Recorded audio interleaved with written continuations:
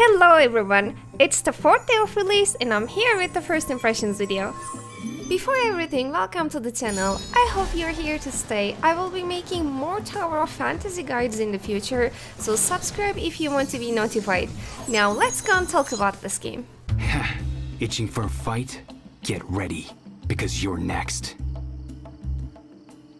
There are quite likable and maybe not so likable things. I'll be honest about everything I liked and I questioned while I played, so you can make up your mind if you want to play this game or not.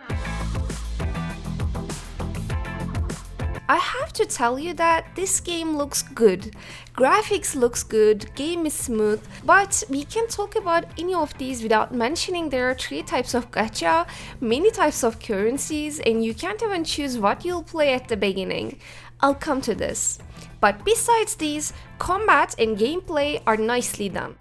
Halt, or you will be stopped by force. Combat gameplay is mostly what you do with your keyboard mouse combos. You will get used to it in no time because it's not hard. It doesn't force you to use all of your keyboard like some other MMORPGs.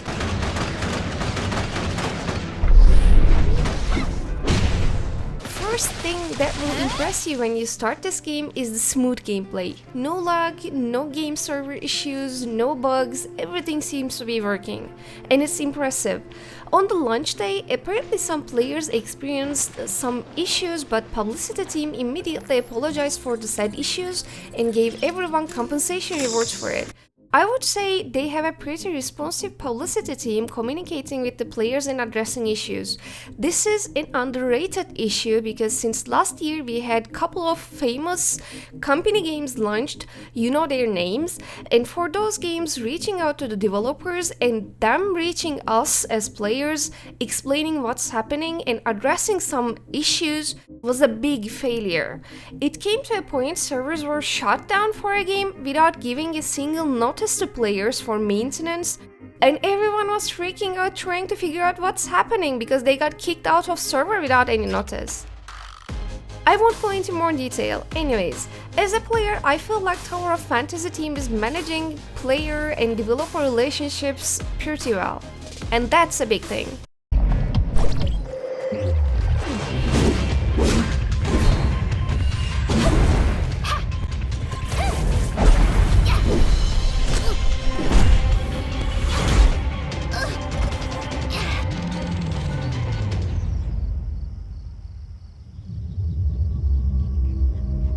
I don't hate you. But you must remember your manners when you ask a question next time.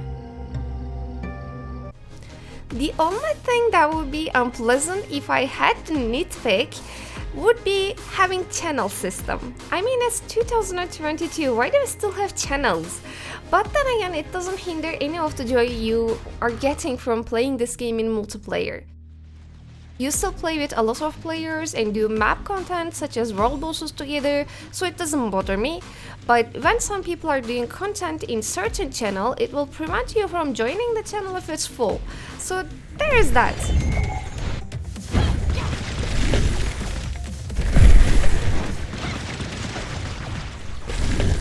About the NPCs and the universe, I would definitely recommend using Japanese voice acting because there are many famous voice actors you will recognize from famous animes, such as the voice actor who gave voice to Kirito from Sword Art Online and Inosuke from Demon Slayers did voice acting for this game.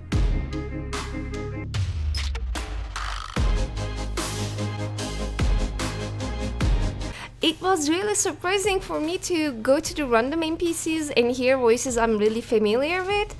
And all these voice actors and actresses of course did a really good job. You can still keep your English subtitles even with the Japanese voice acting, so it will definitely won't hinder your understanding of the story and the gameplay. So play it in Japanese, it's great.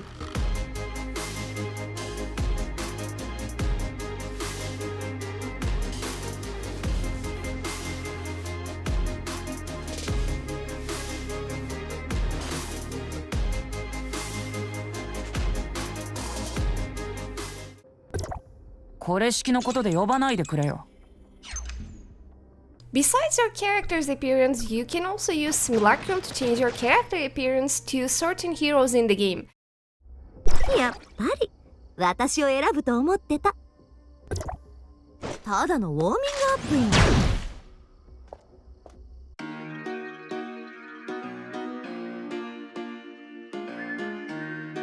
There are weapon types, as you know, and these weapon types are tied to certain heroes, and you can get their appearance if you want to. That's surprisingly a pleasant thing, because character designs are nice to play with, they look good, and all of them are unique.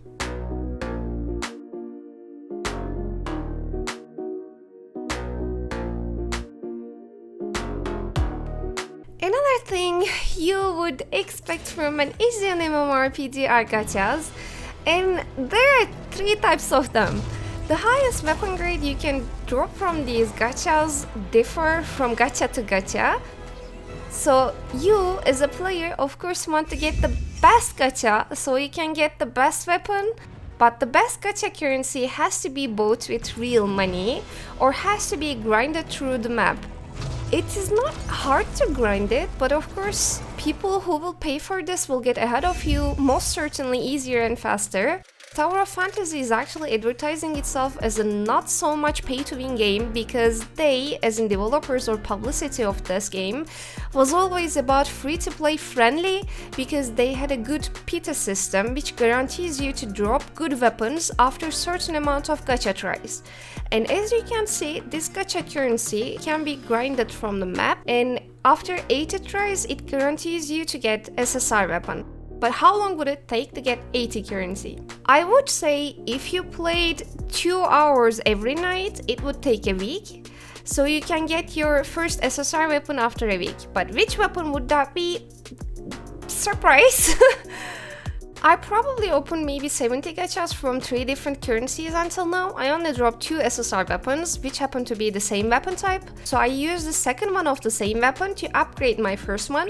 I dropped other types of weapons too, but the damage difference between SSR weapons and the others are huge. So it is kind of pushing me to use my SSR weapon, and I didn't choose this weapon. I mean, if I only had staff dropped as an SSR, I would be using staff.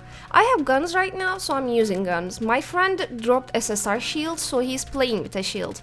So until you get what you want, you will have to play and progress with what you already have, which was a bit weird for me. So good news, you can actually use any type of weapon and experience everything. Bad news, you have to try everything and use what you have. Because that's just me, I stick to only one type of weapon and go with it, but this won't be a problem for players who wants a taste of everything. It's, I think, what developers intended to. Everyone should be able to play everything mentality.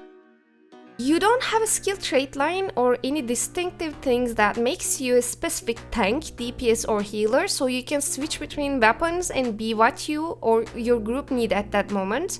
But again, weapon difference can be a problem in the late game. I don't know what endgame will bring, but bringing an R-rated heal staff to an endgame dungeon, just because that was the only heal staff you could drop from your gacha tries? We will see how that will be in the future.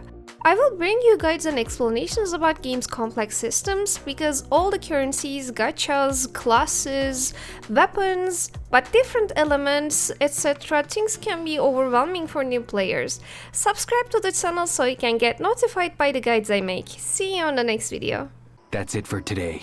My work is done, and I'm out of here.